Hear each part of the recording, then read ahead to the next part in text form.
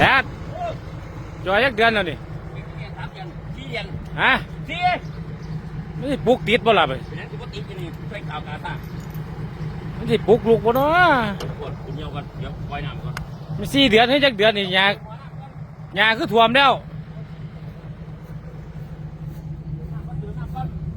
ฮะเติมน้ำคุณนี่แม่คุณเยี่ยวบักห่านเนี่ยเติมน้ำหรือปล่อยน้ำอยู่นี่ปล่อยน้ำก้อนเพิ่นเติมอยู่โอ้3 เดือนบ่นี่ทีอีกเดือนหนึงบ่เห็นรถได้นี่ยาท่วมเดี๋ยวมึงก็มาโอ้เสียบารมีอยู่นะโอ้เสียไปเลยโอ้ยปลุกลูกบ่เนาะแม่เติมน้ำยุบมือก่อนมาทอดกันแค่